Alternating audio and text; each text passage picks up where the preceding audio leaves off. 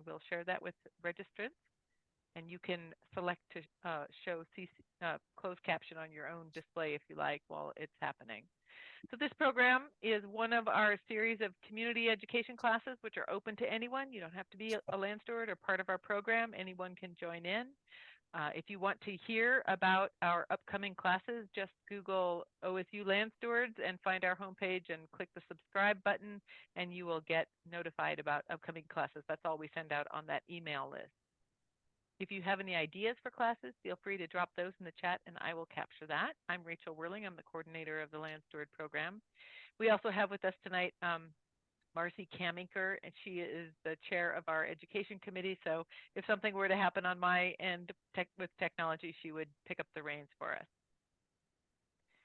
So the Land Steward program, we put together a series of classes right now. We're planning right now for the upcoming year, and with a volunteer team of people who reach out to instructors. So tonight we have launching a neighborhood climate club.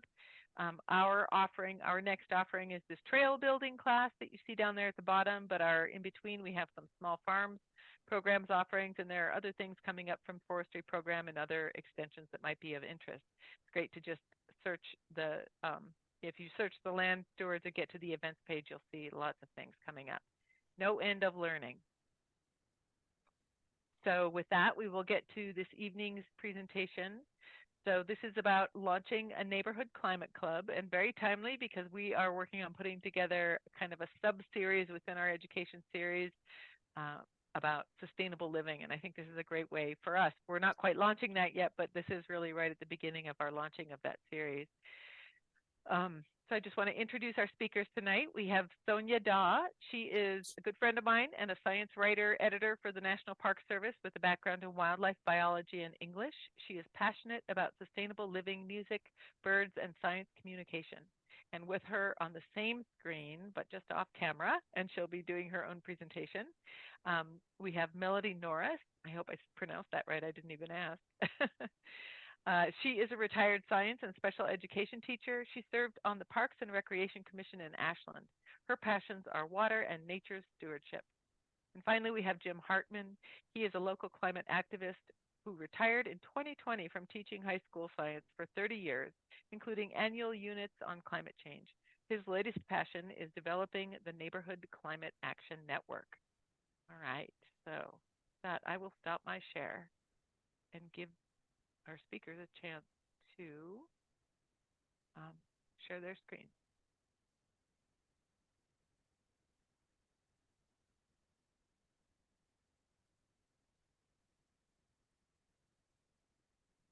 All good? Yeah, that looks great. Perfect. Okay, super. Sonya. Well, hello, everyone, and thanks for joining us this evening to talk about launching a neighborhood climate club. My name is Sonya Daw, and I'm a science writer, editor, as Rachel mentioned, and the mother of 2 sons. I've been an imperfect but passionate advocate for sustainable living all my life. I've certainly washed and reused my share of grimy bags and sported my share of Goodwill fashion. But something changed for me as the years went by. I really felt the clock ticking on my own life and on the chance for humanity to turn the bus on climate change. And I just realized that we needed to do more. I'm here with Melody and Jim, who are presenting as well. Melody and I are part of the Allison Street Climate Club, and Jim, as Rachel mentioned, is starting a network of neighborhood climate clubs. The 3 of us are very alarmed about climate change, knowing how much it's going to disrupt our children's lives and also drastically reshape the natural world. But we're also motivated by the fun of getting to know our neighbors better. Maybe you share these motivations too. For my part, I'm going to describe our origins, provide a rough timeline of how our club evolved, note a few scary make or break moments along the way, and share how we designed our meetings to make them feel welcoming and to help people do their best thinking together. Melody is going to dive into details of why we believe people kept coming back, how we've stayed together for 4 years. And Jim's going to talk about his exciting work growing a network of neighborhood clubs. Assuming that many of you all are rural landowners, our hope is that some of the ideas you hear tonight will resonate with your potential concerns around wildfire or disaster preparedness, water conservation, and just the value of getting to know your neighbors well. Let me move my slide down.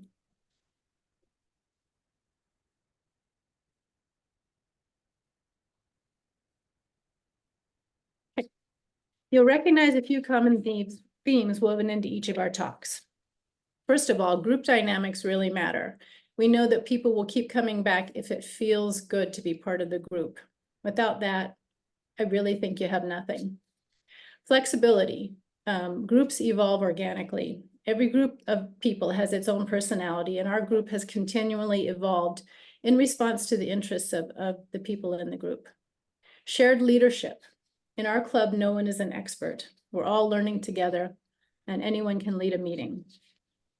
Make it interactive. We always aim for less time presenting and more time discussing and interacting, especially in small breakout groups where people really seem to open up and start talking more. Provide useful information. Our meetings are never just gripe sessions. The focus is always on learning together based on useful and reliable information that the presenter gathers to start the conversation. For example, where does our water come from in the Rogue Valley? Or what kind of financial incentives are in the new Inflation Reduction Act? Or where can I go to learn more about a particular topic? Making time for socializing. From occasional potlucks to happy hours connected to our meetings, people have always really valued the social aspect of them. We've even had people come just for the happy hour after a meeting, which is fine with us. And finally, your actions influence others. If any of you are familiar with the Yale program on climate change communication, which is an excellent resource, you'll know about their research showing that people are powerfully influenced by what they see people around them doing and what they hear people around them talking about. So here's one small example from Allison Street. Since we started meeting, 4 households on our street have replaced their gas furnaces with heat pumps.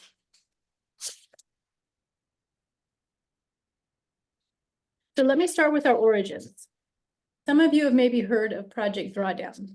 Project Drawdown started about 10 years ago based on the idea that using existing knowledge and existing technology, not some far off, unproven future technological fix, we can slow the growth of greenhouse gases and ultimately reverse it. Super ambitious, right? Yes, but not technically impossible. Project Drawdown provides 100 well-researched solutions, from regenerative farming to reducing food waste, to planting trees on degraded farmland, to many others like educating women and girls. I came across Drawdown in 2019 and I learned more about it at a Southern Oregon Pachamama Alliance meeting. During that Pachamama presentation,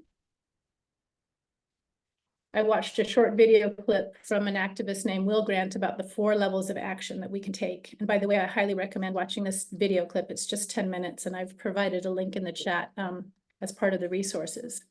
The first level is what you do in your own individual life. The second is talking to friends and family and neighbors. The third is action that you take at the local community level where you are a known quantity. And the fourth is what you do, basically changing national economy and policy, changing laws. He made a strong case for acting in the in-between levels. So obviously working at level 1, like riding your bike to work, or working at level 4, like writing your senator a letter, are much easier than engaging in maybe uncomfortable conversations with people that you know, especially if you're an introvert. It's a bit of a risk. But his talk really scratched the itch that I was feeling, and I thought maybe I could risk my thin-skinned comfort zone. So with this smorgasbord of climate solutions in hand to pick from, and inspiration to take a little risk, I saw an opportunity to gather some interested folks and start something bigger than myself. Luckily for me, a handful of neighbors signed on, and in early 2019, we launched the Allison Street Climate Club at a potluck, with half silly, half serious conversations about which of those 100 drawdown solutions each of us would want to explore. During that first year, over several more potlucks and happy hour gatherings, we bounced around ideas, shared what we had learned about topics that were interesting to us, like what's happening with compost in the city and why is it hard to get something going, or how complex the problem of plastic really is. And we eventually converged on tackling single-use plastic as an issue. We had a lot of fun planning some actions, and Melody's going to tell you a lot more about that. That first year, we met with Ashland's sustainability coordinator to learn about the climate and energy action plan in town. And we also learned that Ashland has a citizens group focused on reducing food waste, which is one of the best actions you can take to lower emissions. So we invited Julie Caldwell from the Southern Oregon Food Solutions to come and talk to us about the project, which is still going on strong and now has a very active composting program led by Flavia Franco. In our second year, 2020, the pandemic hit, as we all know, crashing everything, including our momentum. That was when we experienced scary moment number one. Would our club just fade away? Well, it took a year of learning to function in a dysfunctional world turned upside down by COVID, but we got back on track in the summer of 2021, just refusing to let our climate club die. That fall, we started a series of monthly discussions that we called Carbon Conversations. Each meeting focused on a different way to lower our individual carbon footprints. We met outside, we used old-fashioned flip charts, we did everything we could to be COVID safe. And these were the topics. We talked about water conservation and food waste and food choices. We took a break when the Omicron spike happened that winter. And then we had a couple of meetings on electrification because just so much to talk about. Solar panels, heat pumps, electric vehicles, induction cooking. And we ended with a zero waste household talk to reduce plastic and reduce waste. We prepared carefully for these meetings in several ways, because who wants to waste an hour or two of their Sunday afternoon going to a flop of a meeting? Melody will talk a little bit more about what we did to make them fun, but here I want to talk about the framework and the approach for our meetings. First, we tried to make our meetings feel safe and welcoming, and again, this touches back on the group dynamics piece. I have some facilitation training myself, and one of my good friends is a facilitator, so I called her up. And I asked her, Miranda, how do we get people talking? How do we stay focused on one, main goal? And how do we deal with comments from left field that might just derail the conversation? Things like that. So based on those conversations and planning, here's the poster that we brought to every meeting. And I hope you guys can read this. This is the flip chart that we were using at the time. I'm going to just take a minute to talk about it because this is really important for us. Just to note that these flip charts are pretty cool. They have the post-it stickiness on the back, so you can pull them off and put them up on the wall and take them down real easily. Our main goal, and this is funny, my view here, our main goal was to support one another to reduce our home carbon footprints. Our strategies were to learn together and educate ourselves, connect to city and state resources and financial incentives, get and give support to implement changes, and have fun, make friends, and get to know our neighbors better. To be effective, we're learning together. We really tried to avoid hierarchy. So anyone could be a presenter and no one was an expert. We were nonpartisan. Everyone is welcome. We were not here to point fingers or to parrot the party line. In fact, I think that we've always been really welcoming to questioning conventional wisdom too. And along the lines of engaging respectfully, we really avoided shame and judgment and just basically trusted that everybody is doing the best that they can in their own way. We did our best to be inclusive, personally inviting all 30-something households on the 2 blocks of Allison Street to the carbon conversations at the start. So I'm going to take a short diversion here just to logistically describe the meeting structure that we've been using all along at a high level, and I'm going to leave the details to Melody. This is just one of our show and tells from the meetings. So basically, we would meet once a month on a Sunday afternoon for about an hour and a half. We met outside usually, particularly when COVID was going strongly. We had a timekeeper to respect people's time. We typically would start with a 15 or 20-minute presentation after an icebreaker, and then spend the rest of the time interacting in small group discussions. We would sometimes have these show and tell, like this was our electric vehicle day. This is a photo from a couple of folks who brought their electric vehicles to show folks. And then we often would end with a list of solutions that everybody had brainstormed during that meeting. I'm going to show you an example here. just jotting down what came up from the small group discussions. And this particular list is from a food choices meeting. And I guess my favorite here is buy one blemished piece of produce a week. That's kind of a new idea that I learned and I liked. In the first year of meetings, we planned what to talk about at the end of we planned what to talk about for the next meeting at the end of the meeting. In the second year, we planned ahead a little bit more. We have a 3-person planning committee, which it really helps to share the workload, but it also allows us to provide moral support when needed. And I want to acknowledge, so the planning committee is Melody, myself, and Pam, and I want to acknowledge Pam here. She's sitting right next to me. Say hi, Pam.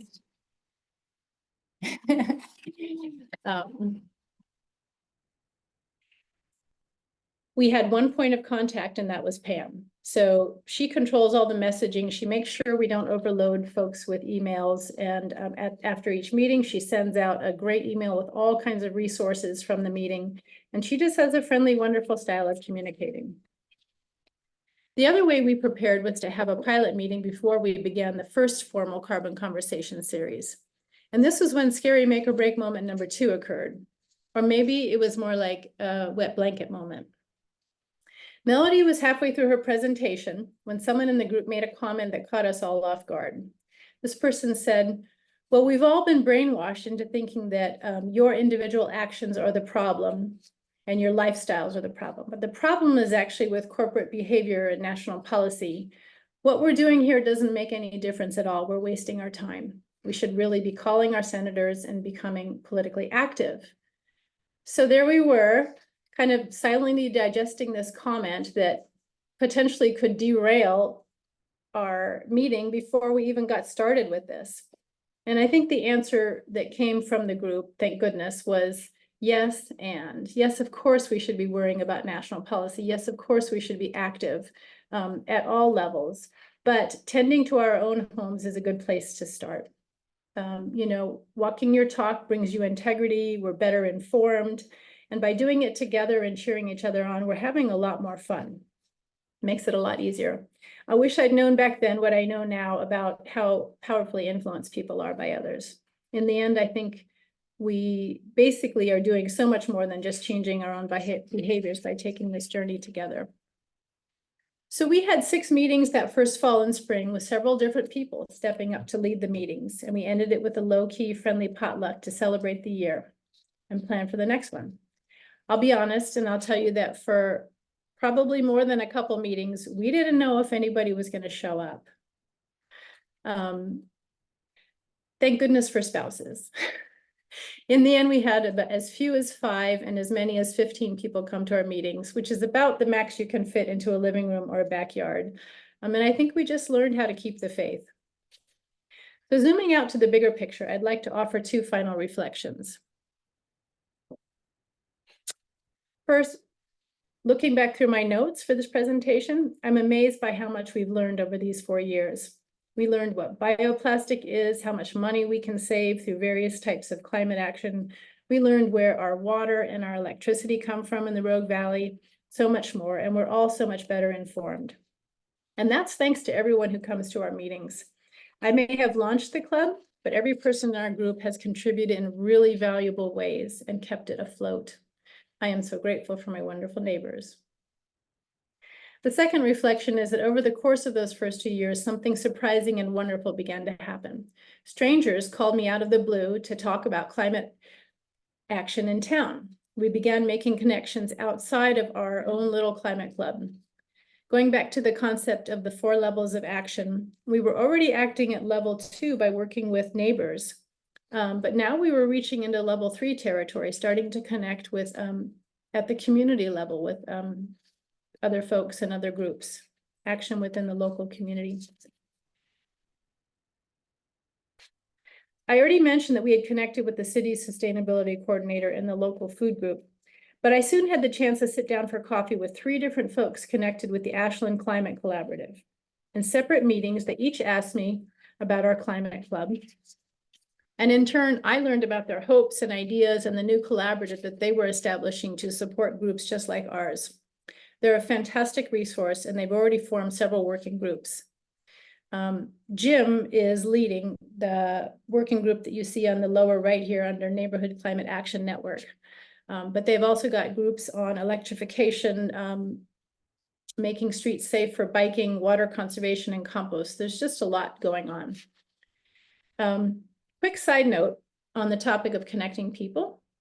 You may already know this, but it was news to me that reconnecting people in neighborhoods is really a thing. It's happening in some interesting ways across the nation.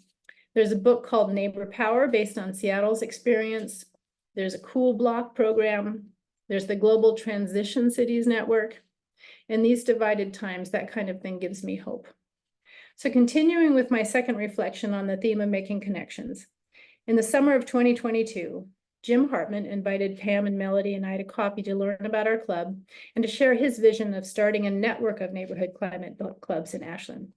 So that led to our second year of monthly meetings, which we called Carbon Conversations Plus, which were more aligned with Jim's curriculum. And he'll talk much more about that later. The takeaway for me is that we are not alone. So many other folks in Southern Oregon and really around the world are doing what they can as individuals, as small groups, as large groups to take climate action. And it feels really good to be part of that story.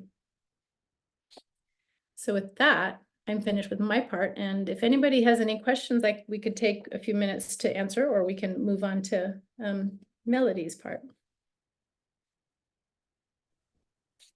So if anybody, sometimes people need a second to think. We'll also have plenty of time at the end if you want to kind of digest it all together, and then come back. But anybody have any thoughts? Want to drop it in chat? And in the meantime, I think you said Melody's next. Is that right, Sonya? Yep. Okay. So you could just maybe aim the camera at her. Oh, here's a message. Wait a second. Here we go. What times Sunday afternoons worked best? Well, it was from 3 to 4:30 is what worked best. An hour and a half. It seemed to work pretty well. And Yeah. And then we would oftentimes have a happy hour afterwards. Such great concrete details. I'm really enjoying that. Okay, we can go on with Melody. Okay.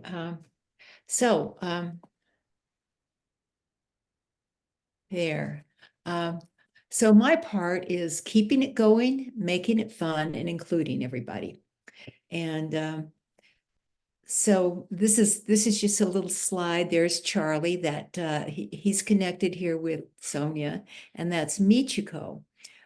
We were all three of the original dinner party that Charlie and Sonya put on.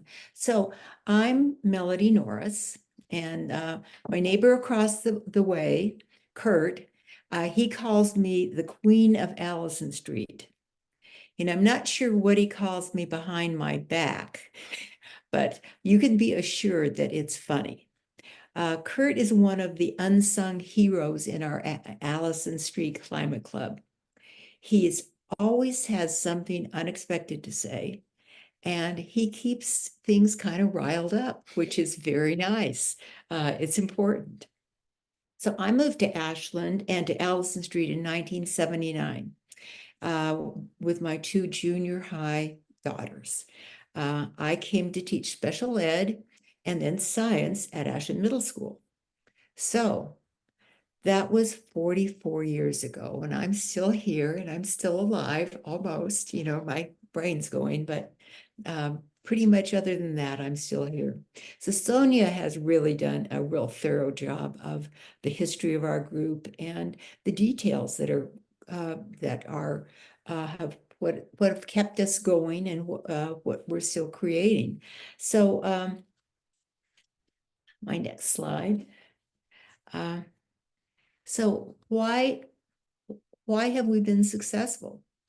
In the beginning, there was a dinner, and in my estimation, all the elements that have made us persist through COVID, through the Alameda fire, and through just the craziness of life were there in that very first evening together. there was first an invitation, and that was Sonya and Charlie, who invited some of the neighbors to come and get to know us a little bit better. There was Kurt and Lena across the street, and me next door, and Terry next door, and Michiko. These were the people that first came to that first dinner. I think the purpose for them was partly to get to know us better, for us to get to know them better. But I think there was also in the back of that the purpose of and the need to share information. That is during the time that Sonya had just been introduced to Drawdown. And I think she was very excited about it because all of a sudden there is this really well-crafted book that is showing, putting some light on hope, the hope that something can be done. So that very first night, there was a lot of conversation, very lively discussion regarding climate change, and there was a definite interest in that group. Everyone had something to say. The group gelled right away. Everyone chimed in with their part, and these neighbors, she found, did have an interest in this, and they were definitely open to new solutions. So that worked out really well. The best sign of that dinner, however, was that at the end, everybody said, "What next?" Next slide. Yep, next slide. So that brought us to the second dinner conversation really pretty much took up where it left off the last time. There was so much information, so many possibilities. Which direction do we want to go? Who has an area that they're passionate about? Well, as Mr. McGuire said to the newly graduated Benjamin who's played by Dustin Hoffman in the 1967 iconic film, The Graduate, I just have one word for you: plastics. And looking back at that film, I thought he had no idea. And that was my response. Plastics were bothering me so much, especially single-use plastics. I had been so alarmed at watching the mushrooming exponential growth of clamshells in every part of the grocery store. At first they were just here, and then they were here, and then they were everywhere. I was really upset. And then what about bottled water? People were coming out of Costco with their huge carts, with just the whole thing full of this bottled water that was then again wrapped in plastic. So I thought, didn't people understand that plastics are made from fossil fuels? And don't they know this is going to be hanging around so long after we're gone? So anyway, the group went with this idea of plastics, and before long, we came up with our first action. And that action was to create costumes made from single-use plastic, clamshells and produce bags and bubble wrap and lids. We'd go as a group with signs and a chant to the Halloween parade.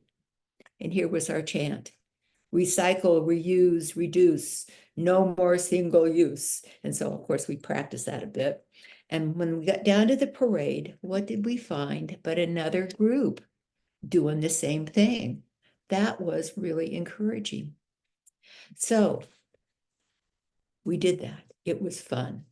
What next? That's a hard act to follow. Yeah, the next slide. I just want to say that on Allison Street, there is kind of this institution. It's called Happy Hour Wednesday. And there is a little core membership there that's always there. It's Kurt, it's Charlie, and it's Lena. And sometimes me, and sometimes Sonya, and then whoever we can grab off the street. And that is a place where where a lot of talk happens. We're not always talking about the climate crisis, but often we are. And it's a kind of a free-for-all, but a lot of conversation happens there, and some really good conversation. So here we are, we have to do our next action. What's it going to be? After a ton of input from pretty much everyone, it was decided that our next action would be a holiday gift giving. And we were going to make a gift for everybody on Allison Street, both blocks. In the gift, kind of the focus was going to be reuse and repurposing. So we were talking again about packaging. And so we all got together. You can see at the corner there, we actually made boxes. We had some very clever people, Lena and Michiko, who taught us how to make boxes out of magazines and calendars and other things. But in that gift we gave was also, again, an invitation and information. So we put these gifts together. Everything that was in them was somehow reused. I think we even used recycled paper to do our invitation. Material. Yeah. Use material. And we went and canvassed the neighborhood. We introduced ourselves and presented the gifts. So doing all this together was, of course, bonding.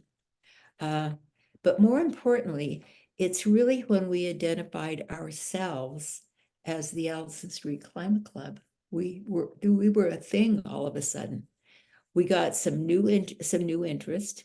I think that's when Pam and Daniel joined us, and Tim and Mark, and I think several other people from the second block of Allison. So we were on a go. We had 2 actions that we done, and they were both fun and meaningful.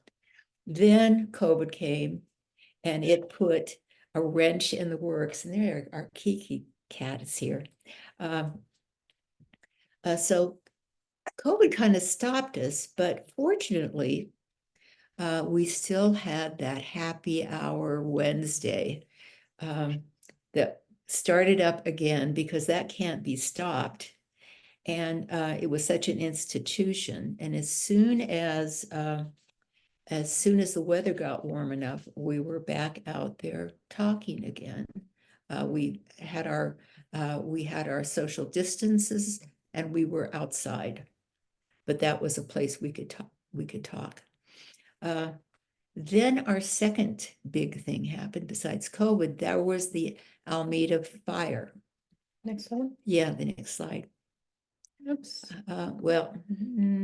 No, that's okay. We can just leave that there. It was the Alameda fire. And of course, it started in Ashland. It was in the late summer of 2020. It ran up Bear Creek corridor, started here, but it did the devastating damage to Talent and to Phoenix. And it was a shock. It was amazing. But the other thing that did is it gave this whole new meaning to global warming and climate change and smoke and devastation. Before the year had ended, we had 3 new residents here on Ashland on Allison. Upstairs in my apartment was Bridget, who was burned out. Here was Denise in Sonia's house, who was burned out. And then Julia was on the other side of me, and her house was burned out. So it had really impacted, even though it happened in 2 other towns, it impacted us. In 2021, Tim, who had previously done a CERT training, yeah, that's back to that one, yeah, CERT training, asked if we would help host an emergency preparedness training. It happened in my backyard, and it was totally surprising. It was a response. There were 25 participants who came. The training was mostly about earthquakes, but the people were there because of fire and because of smoke. By the end of that time, they get great information, and we are on the go to make our to-go bags. Within that week, the next week, both Bridget and I had our to-go bags made. There's mine, and under our beds, we were ready. The Allison Street Climate Club took this as an encouragement, and then we started planning our first year of meetings. By this time, Pam had emerged as the third organizer of the group. She gathered email information that we collected. She gathered the emails that we had collected from the gifts and from canvassing that we did. And she sent out emails advising when, where, and what our upcoming meetings were going to be. At the meeting, she took the notes, and then she sent out summaries and links and useful sites regarding the topics we were showing. Sonya talked about the planning to make our meetings being meaningful and run smoothly. Our first meeting was on water, and it took place in Pam and Daniel's backyard. Just a couple of notes about what we including that's important. So this is a rehash of some of what Sonya said. We would always have an icebreaker. So we'd start the meeting with asking the participants some question regarding our topic. The first one was, what is some important experience that you've had around water? And then people would go around, introduce themselves, say where they lived on Ashland, and answer that question. There was also, we decided that when needed, we needed background. For instance, how does water work in Ashland? How does the electricity work? So we gave that background information before we started suggesting things that people needed. We always did some group participation. And half the time it was going into those little mini groups. Then we decided, we needed some fun too. And the first time we did our door prizes were red buckets. By about the third time we were doing our meetings, we realized that at least 4 or 5 of the households had their red buckets gathering water. Warm compost? Yeah. So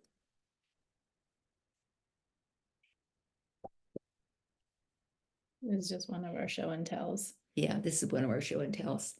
Oh, that's right. We also did some show and tells. This is the worm composting that Tim does in his house. Actually, this is not an backyard. This is like this worm compost happens in his house, and that's one of the show and tells we had. We also had induction cooking, heat pumps, electric bikes, and EVs. Then came Jim, and after we signed on to join Jim, it caused a few changes in our program and in our structure.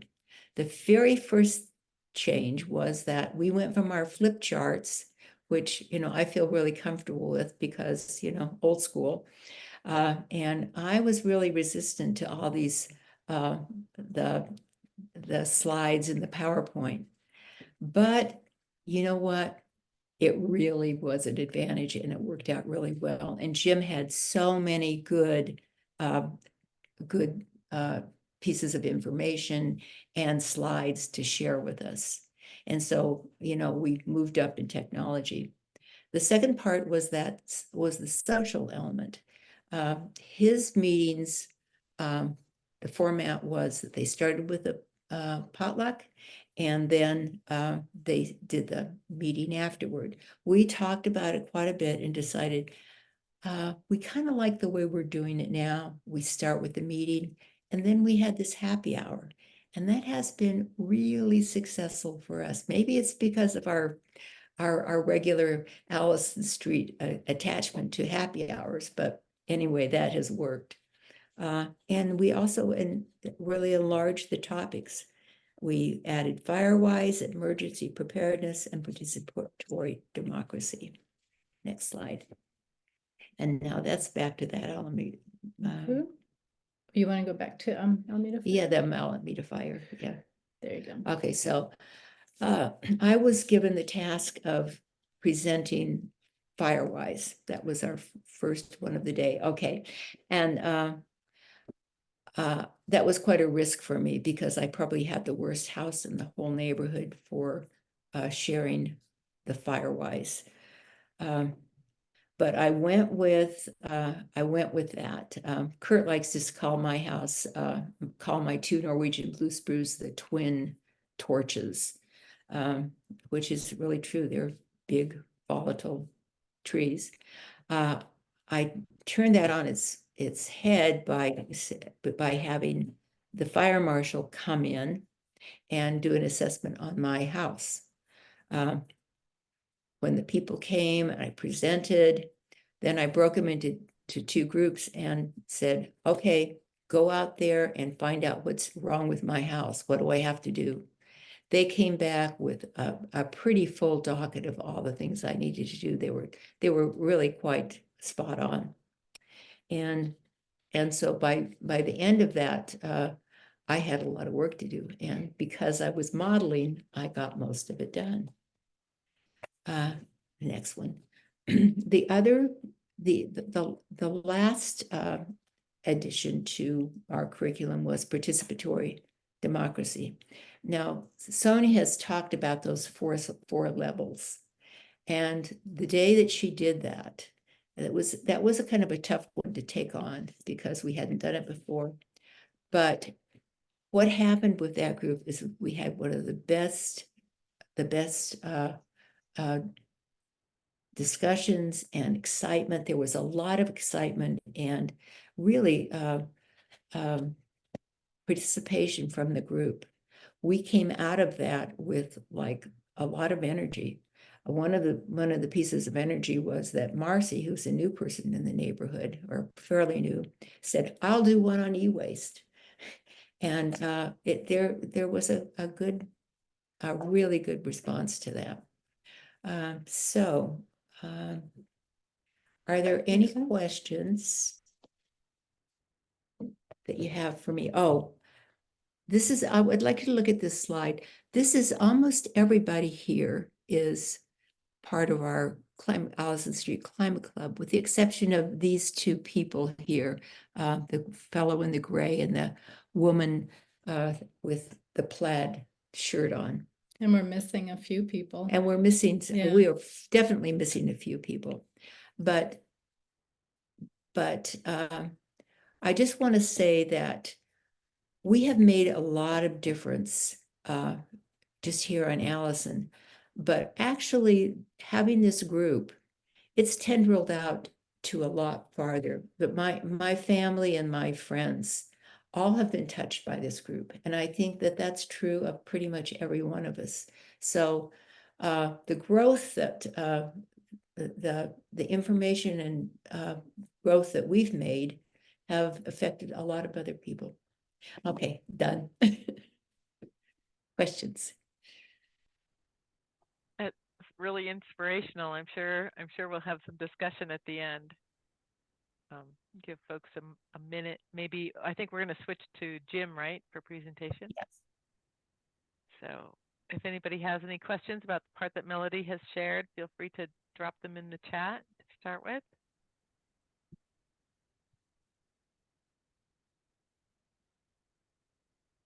Okay, I think we can probably just go on.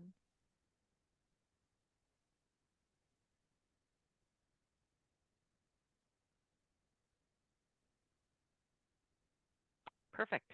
Looks good. Okay, should we forge ahead? Yes. Okay. Hi, I'm Jim Hartman. Some of you I know, some I don't. I'll just say I'm a retired high school science teacher. I taught biology and environmental science and also climate change units for about 30 years. I've raised two kids here and had both of them to drive me crazy in my AP environmental science class in different ways, of course. I've watched the threat. This is our beautiful town. This is a great picture. I've watched the threat of fire and smoke turn this paradise of a town into a very dark place in the summer. Our beautiful escape has turned into a place people want to escape every August when we face the threat of hell on earth. Ironically, it turns out it's really hard to find anywhere to go. Yeah. Okay, next one. Let's see. There we go. So here's our logo for the Neighborhood Climate Action Network. And this notion of having a neighborhood climate club came to me about 5 years ago. I was on the ad hoc committee that helped develop our city's climate and energy action plan. At the end of that year, long process in 2017, I knew we needed dramatic action to address climate change. I thought we needed to reach out to everybody in an engaging way. We had to get more people involved. We needed to go right in the neighborhood and help them just deal with climate change. People were isolated, I thought, and didn't know where to start to be part of the solution. And so this notion of starting a climate club is logical for many and has reached many innovators, as Sonya has described. And no doubt there's different versions of this are sprouting up everywhere. And hopefully some of you guys will be some new sprouters. I was really lucky to have Sonya, Melody, and Pam's group work with me during our pilot year. Last year is a super boost to me. Their experience made this big challenge much easier. This was pretty daunting, and to have their assistance meant so much. Now you can see we got the word network in there. And so the network idea is not just the neighbors connecting, but also us connecting with sort of experts in the field, like Ashland Fire Department, Julie Smithers, she's like a water expert for our county. Whenever possible, we would, get the best source of information and then put these slide decks together, this information together so that anyone can use it and they can modify and take what they like. Okay. So how do our climate clubs differ? Well, one thing is you heard them talk a lot about their wine nights or the happy hours. I entice my neighbors with delicious soup. You can see I've got the ingredients right here for African groundnut soup. And people love to show off their cooking at a potluck. And that's just a fundamental way that people have bonded, is sharing food. So that's been a big hit in general. And so people are just encouraged to add to this if they want. They don't have to, though, of course. The other thing is I did get some assistance from folks. My wife was very supportive, especially hosting everything.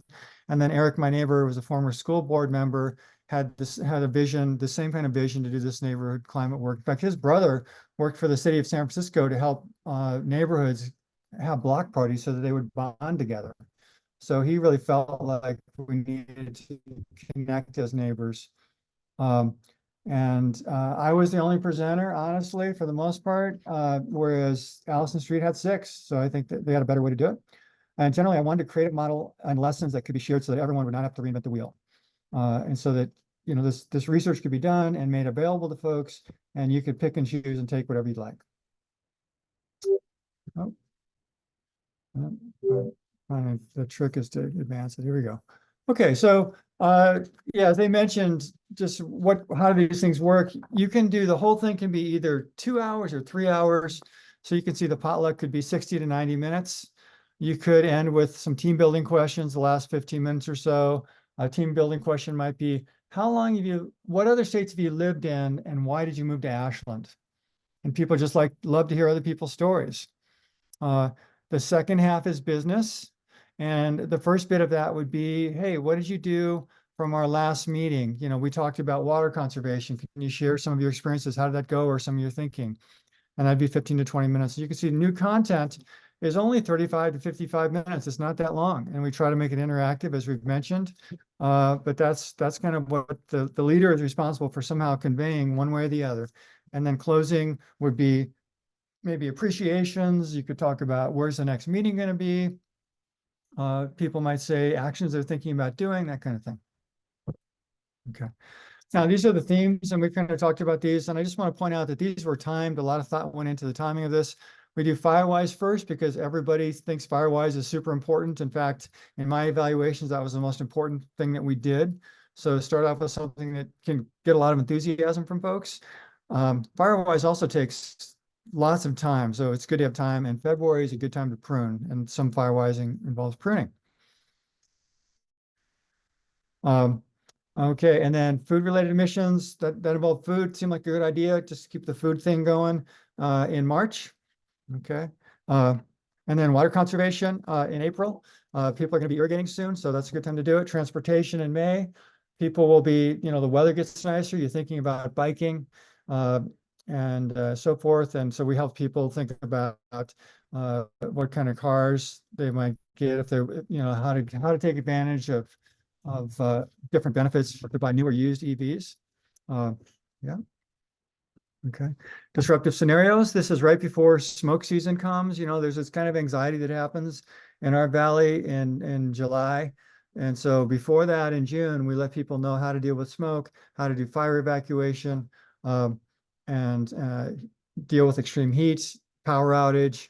And we even did earthquakes, or people really have bonded in the past over earthquake scenarios. And it was interesting to learn that the odds of a really big earthquake hitting our valley that we've been kind of responding to and has moved us for so long is a 1/3 chance over the next 50 years.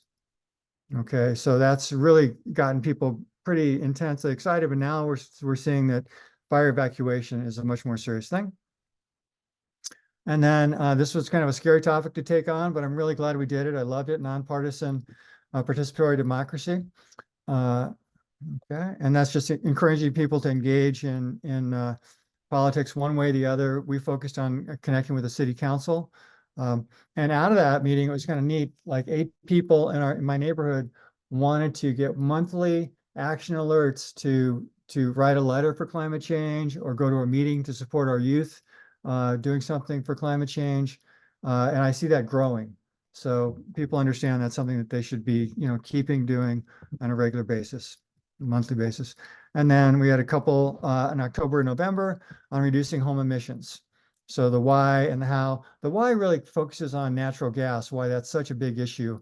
Natural gas leaks, which is not measured at all, so that makes it twice as bad as we've been thinking about. And natural gas in the short term, in a 20-year horizon, makes it like 3 times worse. And so together, it's like 6 times worse. So we really need to get rid of natural gas. And I would say in general, almost everybody in my neighborhood is totally psyched about phasing out natural gas one way or the other. And then the how was just all the different government programs that you could take advantage of. There's a lot of money for that. I'll also mention that I would say everybody in my neighborhood is doing something for Firewise, actively moving on that. And then our last one is celebration and evaluation. We just did that one. In general, I just say everyone in the neighborhood felt really connected and supported to each other. They thought that our information was a little bit too detailed, so we're going to try to dial it back. And we talked about how often we should meet next year and what topics we should do. And, we met 9 times the first year, and we're thinking about dialing it down to like 6 or 7 times the next year. But the idea is that people want to keep meeting, which is cool. And, this is showing you 1 year of connections. This is a picture of my neighborhood. There's 37 homes on that map. Okay, 15 of the homes participated. Okay, so that means that the majority did not. And they might not have because they were concerned about, well, they might be too busy. A lot of times if people have kids, it's a challenge, honestly. But I did have some neighbors that had small children. They got our emails all the time, and they're saying, hey, could you move your meeting to do the business part right away so that one of us could attend while the other is putting the children to sleep? And so that's what we're going to do. And so they appreciated getting all the emails from us, and they want to come. And generally the theme of the whole neighborhood, I'd say, is to try to encourage people that haven't been to a meeting yet to join us, because people want to get to know others. So you can see we had 26 different participants in all. I've got 21 email addresses that I'm sending out emails to, which is sweet. The attendance was pretty large, 15 people per meeting for each of those 9 meetings. The other thing, let's talk about this. You can see there's 4 homes that are in pink. Okay, and those are folks that need special help evacuating if we've got to do that. Okay, this woman is my neighbor, Ani Rio. She's got a bunch of little dogs, and so she would need some extra help. So, and I would say too, over here is Dana. She was going to move out of our neighborhood and go live downtown Ashland. She's in her 80s, and from this program, she feels so much better about our neighborhood, so connected and supportive, that she's decided to stay in the home that she's lived in for a long time. She's going to stay. So it's cool. Also want to point out some of these houses are shaded in blue. And those are the houses that have decided to share basically what kind of equipment they could lend and what skills they could share if there was an earthquake. Okay, and so this is a spreadsheet we developed and so forth. And we've given that out to everyone that's given us their data. And also this picture, the picture of this map, I took a picture and I emailed it to everybody so they could have it on their phone. Okay. Reasons for success, pretty similar to what the Allison Street group folks said. Social time, right? Kind ground rules. We're really injecting kindness into the neighborhood. Interactive lessons, valuable, concise information. People thought that the information they were getting in the evaluations that they gave me was excellent, so I appreciate that. We did have 3 different hosts, 3 different homes that we went to. Solid outreach. So concise and kind emails were sent out, just like Pam was doing. I spent a lot of time carefully crafting emails and so on. Okay, so meeting agreements, no judging. So we want people to do things because they want to do them, not because they feel like they should do them.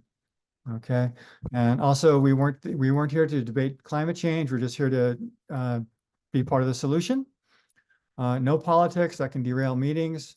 Step up, step back. Encouraging people that are really quiet to step up, to speak out more, and encouraging people that tend to talk a lot to dial it down, to create some space for those quiet people. Learn from each other and just have fun. Yeah. Okay. All right. Now, keys to successful outreach. So yeah, where does it all begin? So I'm giving a training now to 4 new leaders. So we're going to go from 3 groups to 7 groups next year, and I'm going to even try to do even more, do another training in May. But you've got to go door to door first. But the cool thing is, because you're the neighbor, when you say, "Hey, I'm Jim. I live a couple streets down. I live a couple houses down over there. We're trying to start a new neighborhood group to help people deal with climate change." They listen and they're polite and they're nice. Okay, and so if they are up for it, and also I'd say, "Hey, we're going to have this meeting. It's going to be fun, social potluck, blah blah blah." And if they're interested, you would give them a 1-pager that has the basic information on what we're talking about. And you would get their contact information. You need to get their email or their cell phone number so that you can give them a text, a reminder about when the meeting is coming up. And then the very day of the meeting, I always put out a really short reminder as well. But again, it's just super, super concise. Okay. Yeah, like I just say something like little email. Just a quick reminder, I hope you can join us for our neighborhood climate club gathering today, starting at 3:30. It's about celebration, evaluation, and future topics. First hour is social with borscht soup. Okay. All right. And then also want to mention, if for some reason you can't get a face-to-face with them, that's the key thing, then on the 3rd try, you leave this door hanger behind. And that has all the essential information as well. Yeah, okay. And then the educational materials, yeah, I spent way too much time on these, but it's just the way I was, because I'm too much of a perfectionist.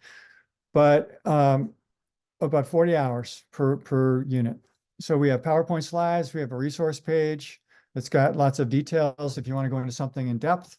We've got props, like right here. This is some mulch that we found out that the fire department had done research on, and it does not burn. Okay, it's like this it's decomposed compost from a Rogue River mill, right, lumber mill. And we actually bought a bunch of this, and it's great. And then you got this screen here. This is 1/8 inch screen, so you've got to put this over your vents so that you don't have embers getting in. You can see most fires are started by embers. That's kind of this handout from the fire department that we gave out to everybody. A few other things here. This is a filter. You've got a clean air filter here for your indoors, because the smoke can slowly get into your house. That can be a drag. And then we've got these low flow shower head. I put this in my 2nd bathroom so that people could actually go to the bathroom, turn the shower on, and just feel how it's a really good strong stream, and it can work. So we have also we have small group questions as well, and we've got discussion questions. We've got mini field trip ideas. So yeah, so we're constantly improving this stuff. Okay, and these are just some sample slides. This is about Firewise. You know, can we make our town dramatically safer against wildfire? I guess I could have said neighborhood.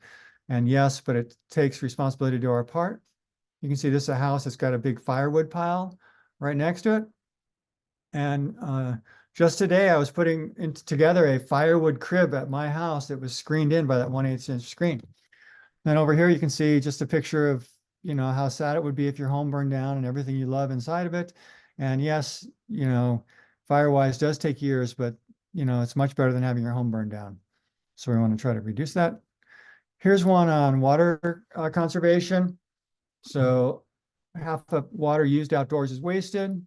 Yet outdoor water use is greatest slice of our use, residential, 58%. And then some of the key things to think about is right here. Now, when you get these slides, you can make a copy of them and you can change any of the slides. So that's something to think about. You definitely, you pick and choose what you want. It's not like you just get a certain program and you have to do what's there. Okay. This is the Inflation Reduction Act. There's a calculator that we shared with people that you can put in your zip code, your home, you know, whether you rent or own, your income, and find out what kind of benefits you would get from the federal government. If you're low income, it's amazing. You can get like $8,000 rebate for a heat pump, about $1,700 for a heat pump water heater, $840 for an induction stove. So there's so many benefits that's coming up. So yeah, this is going to be a 10-year program. So it's going to be there for a long time. Lots of money. Tax credits are already available. And then this summer, they're going to roll out the Oregon program. It's all about rebates that can help the low and middle income folks. Okay. And then here's another slide. This would be on the key things about electric bikes. That's this bike I own. Takes almost no physical energy, no sweat. Price range, they are expensive. You got to make sure they don't get ripped off. Okay, they're quite dangerous. You got to wear helmets. A lot of people have had accidents on these things because you go twice as fast on an electric bike as you will on a regular bike. And then the city of Ashland offers rebates, $300 for an e-bike and $600 for an e-cargo bike. And so, you know, different cities might take up this program. And so you would have to write down, what does your city do? What kind of rebates do they do for electric bikes if they do? So this is kind of where we've been, our vision. So we did figure out how to build these clubs in 2023, and we're keeping improving the educational materials and methods. And we're including everyone. We're trying to invite everybody in the neighborhood and, you know, to have fun enjoying addressing climate change. People feel connected and supported by their neighbors, which is happening. I'll just mention a couple of spin-offs that happen with this. Like we have about 6 people that are meeting every month to play music together. All right, so that's been exciting. And my wife and I learned about the Rogue Valley Peace Choir from one of our neighbors. And so now we're doing Rogue Valley Peace Choir every Thursday night. That's sweet. One of my neighbors was a great English teacher, so I've been asking him for some really good books to read. I love Nature Adventure, and he's giving me about 3 that I've totally enjoyed. So, and the other thing I'll just mention too, is just that healthy aging, some of the keys to healthy aging, kind of bouncing around here, is that you want to have social connections and have a sense of purpose. And that's what this program gives all of your neighbors: social connections and a sense of purpose. Okay. So just moving on down here. Yeah, so people basically feel capable and confident. They know they have the tools to make a difference. We're keeping track of progress with simple metrics, you know, like I showed you. And then, so this year we're going to get grants and grow within Ashland. And then we're going to start chapters in other cities. And I'll just mention, we're going to have a program now that, in fact, I need to talk to Sonya and Melody about this. They might be up for this, but for the leaders that are either underemployed or they are, if they qualify as low income, they're going to get paid $100 for leading a meeting. Okay, so that's a whole new thing coming up, which is cool. All right. Now, just my conclusion, consider starting a climate club. Your neighbors will thank you. I can guarantee it. And please get down my email. I'd love to hear from you. If you want to start a climate club, I'd be happy to do some free consulting with you and work with you one-on-one. If you want access to PowerPoints and resource pages, I'm going to make that available, and you can just take whatever you like. Yeah. Okay. So that's that. Okay, thank you. I would say maybe stop your share, and if folks, I will unpin the speakers. Let's see, remove spotlight. And if anyone has questions, feel free. I have one in the chat from Juliet. And she says, question for any of the presenters, do you keep inviting neighbors who don't come, and how do you handle that? Like, when do you decide to stop reaching out? I guess I'll take that on. I would probably bug them like maybe about 3 or 4 times in a year and then stop. And then I also would tell other neighbors that live right next to that neighbor, please invite them. Okay, because that word of mouth is key. I've got one neighbor in my area that's got a bunch of wood right on her front porch. It's a super huge fire hazard, and we're trying to like involve her and talk to her. And it's kind of a tricky situation, but you know, it's on our radar. And I can chime in a little bit about our experience. We did invite everybody, you know, as I mentioned originally, to Carbon Conversations. And since then, it's kind of been, oh, tell your neighbor, and people are hearing about it word of mouth. And we're going to do another big outreach for this year's. We're kind of doing a different set of meetings this year. So we'll go to all the streets, but we haven't done it quite like Jim has. I don't think we've maybe been had a lighter touch on that end. But part of it is also just capacity in someone's home, you know, just how many people can fit in a living room. So when we have 15 people, that we are maxed out, you know, unless you're outdoors and the weather's good. So it's kind of a dilemma, because it would be really cool if we could get more people to participate, but I just don't know how we would fit everybody. So right now we're letting, you know, we're going to do another big outreach, but maybe not as in the same way that Jim is doing it in such a structured way. And I think also we have, you know, Allison has people moving in and moving out and going away. And we have had several neighbors who are just only part-time Allison people. So they live someplace else as well as here. And they've been some of our, you know, our most active people. And I think more than anything, we have relied on word of mouth from the people who are participating.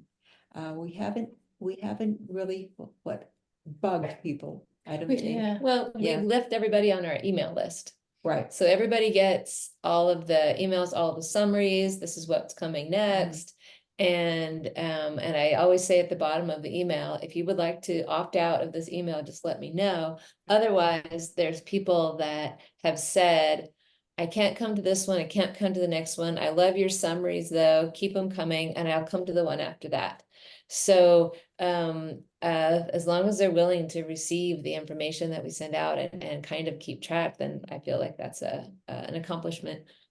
They come when they can. Yeah, and I know just from my my own personal information, my upstairs person is she's not really well, and a lot of times she doesn't feel like coming. But I also find out that she reads all of the emails, and she gets a lot of information via email. And I'm sure that's probably true of other people. And she picks and chooses the one that she wants to most come to. She was burned out, and she was right there for that emergency preparedness. Yeah, and she was very involved, and she said, let's get this done, Melody. Okay, so If you I could add did just one thing. oh, go ahead, just Jim. Go ahead. If you need a bigger venue, there are some venues in Ashland that are free. Like the public library has got a nice space. And so, you know, you can be a little creative, and you also might be able to be outside if it was a nice day as well. Yeah. And generally, you know, if you do get the larger groups, then you need to break into small groups so that you get more people participating. That's a kind of a big thing. Yeah, absolutely. Yeah. And we live right around the corner from the library. One of the things that, with our change from our flip charts to technology is that has kind of limited, we really feel like we need to be indoors to do that. And it's even kind of determined where we want to have our meetings, because there are just some houses that are a little bit friendlier to do that. But yeah. So there are some sort of related questions to this theme. Do you notice any commonality, and you've kind of addressed maybe some of these, but do you notice any commonalities across those who participated versus those who didn't? And any ideas to engage those who are less engaged? So you talked about some characteristics of why people might not be, but any other thoughts along those lines? I would say with people that don't participate, some of them are concerned about disease transmission. I mean, they're quite elderly or quite fragile. That's a big one. There might be some folks that do not think climate change is serious. There might be some folks that their life is just a little bit crazy. Maybe they're going through some relationship difficulties. It is a challenge to have people with children come to meetings, but I did have a woman that was 9 months pregnant come to a meeting, and that was cool. But I guess I'd say you don't need to get everybody. I mean, even if you get I've gotten about 40% of the households to participate, it's a great, you'll meet some very cool people. I guess that's what I'd say. Yeah. And I would say something to that too, and that is we do have several renters on Allison Street. And I know that in the first year, none of the renters came.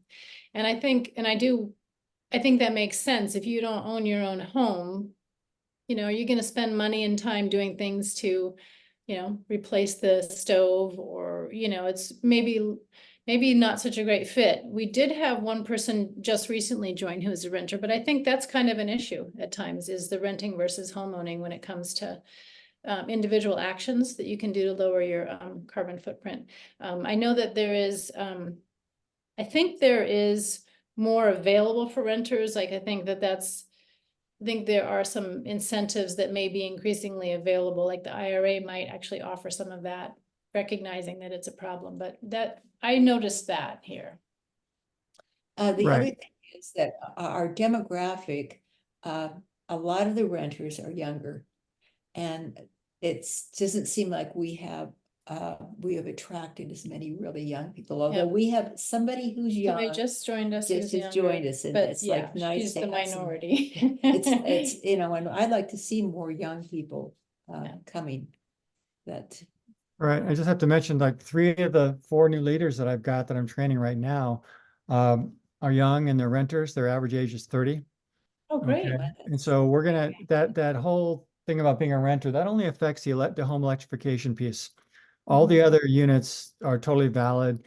And even just, for example, with the induction stove, if I was a renter, I could buy like an $80 plug-in induction cooktop, okay, that I could use instead of gas. I mean, there are some options for renters, and we're going to beef up our whole thrust on that, our whole presentation, in that direction. So I'm excited about that.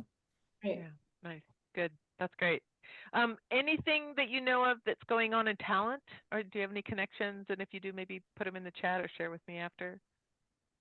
Yeah. only I know that we had a neighbor that used to live on the other side of me, Josh and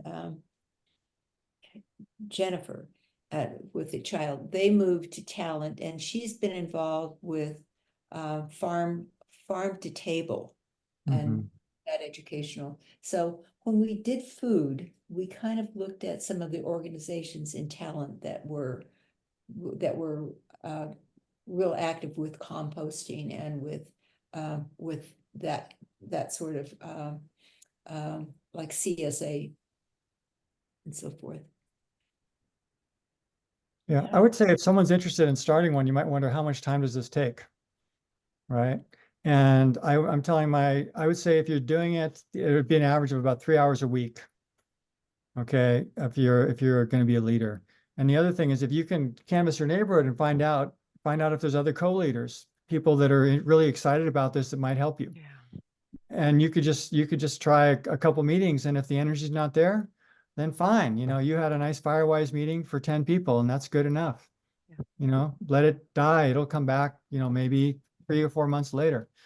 But at least you got a good Firewise meeting in. Yeah. And you And met co-leading, it's so great if you can get people to co-lead. Oh, yeah, If you have like that absolutely. point person of communication like Pam, that's really, really helpful. But if you can distribute that leading, that really makes a difference. So that has probably been one of our biggest strengths, is not just the fact that there are 3 of us involved with the leadership, but how many people somehow we have had a lot of people who would be willing to come and present. Pam and Daniel did the food, and Tim has done emergency preparedness, and Barb Settles has helped me do a couple of Yeah. transportation and participatory democracy ones. So we've had people stepping up. yeah, for and sure, it Marcy did helps. the e-waste. Mhm. It does help. Yeah, it Yeah, really makes it, it Wonderful. just makes Yeah, it that's so much wonderful. more doable. Okay, so I have to read the questions. I just realized that I had the chat kind of restricted. Normally I have this so that everyone can see the chat, but from a previous meeting, I accidentally left that setting a little clamped down. So, so I'm just going to keep reading the questions for you.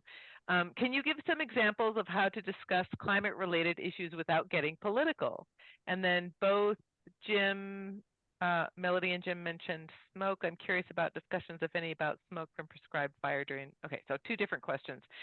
Examples of how you get around the political, or maybe bring it back if it does become political? We haven't had that much problem with the political part, except that one damper that we Early had on, early yeah. on. And during that time, I think my response to that person was, hey, you have some valid stuff. Will you come back next time with some information that would be useful to us? So, That's right, I remember that. it's kind of a not a kind of a let it go, but acknowledge it. Yeah, and also during the participatory democracy talk, I did think about that one a little bit, because we really want to stay nonpartisan and not be, oh, the Democrats this or the Republicans that. And I think we just kind of made it clear that what we're trying to do is get informed and educated about what the climate stance is of various political candidates, of people running for office. And so it was all focused on what's their position, what's their climate stance, nothing about what party affiliation do they have, and just educate yourself about that. So I think that was a good way to kind of focus that conversation. Is we're about policy. We're all about policy, what's happening with policy, and whoever supports the policy that's climate friendly is what we're trying to push. Or so that it didn't end up being that difficult, I don't think, to kind of frame it in that way. The Do reason you feel that you are pretty politically aligned? Do you have much of a spectrum of views? We're pretty aligned. I Yeah, think it's we been are. easy. Yeah. We've sort of had it easy that way. Yeah, we've been Right. lucky. Right, Yeah. that does help. I think what's going to happen is that the people that don't think climate change is real, and they're, that's a higher proportion in certain political parties, they're just not going to show up. Yeah. I Which just is, had go ahead. and but some things, like, for example, are so important, like disaster preparedness. When we did that unit, and I had this 1-page sheet that explained everything that should go in your to-go bag and what you need to do before you leave your house, I went around to every house and put it on their doorknob, Nice. just like saying, hey, you need this. And so what I think this whole program does is just put a lot of kindness into the neighborhood. And I know that there's a lot of bullying in politics right now, and hating the other side. And this is really just trying to open up that kindness floodgate, so to speak. Nice. that structure that Sonya presented at that participatory democracy, that took any of the partisanship out of it. This is what you can do. This is how you can be participate. And those 2 middle ones were really, I think that was the excitement that came from that meeting and from the people in the room that day. We had like what, 13 or maybe 15 people at that one. Yeah, Yeah. it was a lively one. Yeah, it was very lively. Right. Okay, we have a question from Purim, and he says, can you talk about how you guys meet? I want to know how one neighborhood club becomes two and so on. Yeah. Well, I guess I just say, I've been looking for trainers to start new clubs, and so you just need to connect with me, and I would show you what to do. Now, at the same time, you don't need us, like the Allison Street group, they figured it out on their own, and they kind of explained how to organically just do it. And it's fun to figure things out on your own. It's great. But if I'm happy to share with you what I've learned and my materials and so on. But yeah, but the first step, once you decide you're going to do it, is you've got to canvass all your neighbors, and you have to set a meeting time and place. And like my first meeting time was going to be exactly the same time and date as the Super Bowl. Yeah. So I had to say, whoa, we're going to change it. Can't do it then, and don't do it on Mother's Day. And Come to yours. Yeah. Yes, And yes. I mean, I have to say that was the reason I took a little bit of time to talk about drawdown, because it kind of gave a framework. It gave a fun thing to look at, that we could all kind of look through the list of the 100 top solutions ranked by the most bang for your buck. It was a fun thing to do that kind of organized how we might think and talk about it. And so I think, Jim's curriculum could serve the same thing, because there's all these really important topics that people probably wouldn't really want to learn about. But something, it's not just, hey, let's get together and talk about climate change. It's, hey, we have information to share. We have an approach to take, kind of a little bit of a structure that people that could be appealing to people. And you might have picked up on the fact that when there is one person who's really invested and excited and knowledgeable, other people come around that person and are wanting to support. And it's like, it's catching. You kind of need an energizer bunny.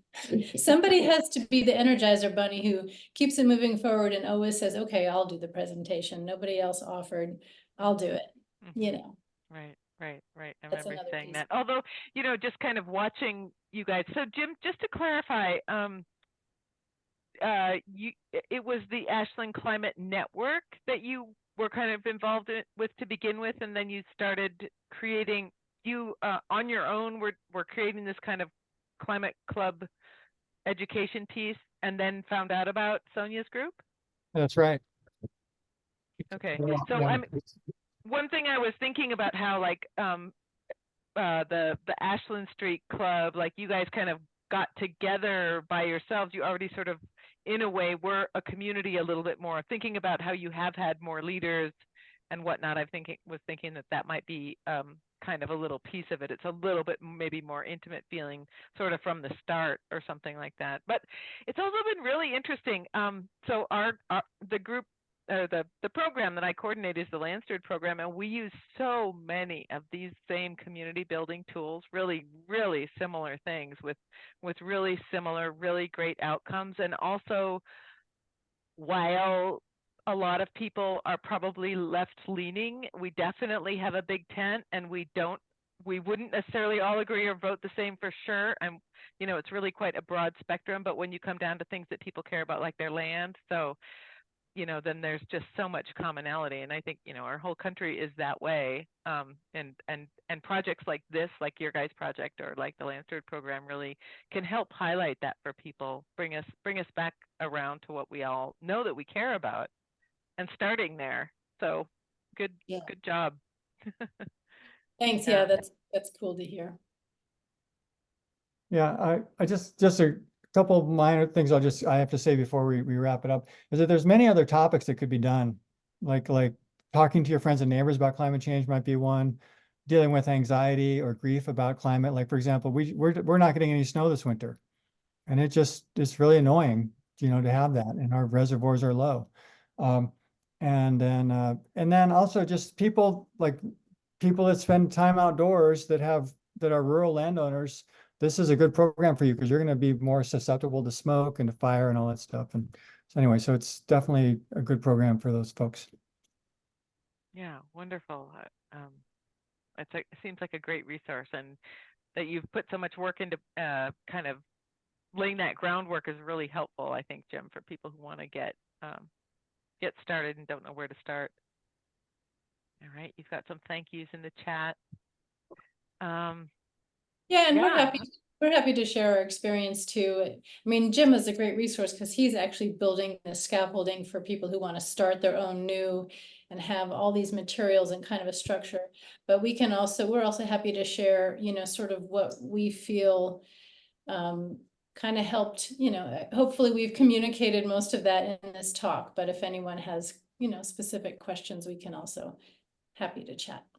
Okay, yeah, and I just want to let you guys know that we had 21 people registered. So while we have 12 or 13 people in the Zoom here, folks will watch the recording, and we'll post the recording we'll share it with people who've registered, and we'll post it on the YouTube, and anyone is free to share it anywhere. So I bet that we're going to continue to see ripple effects from all of this.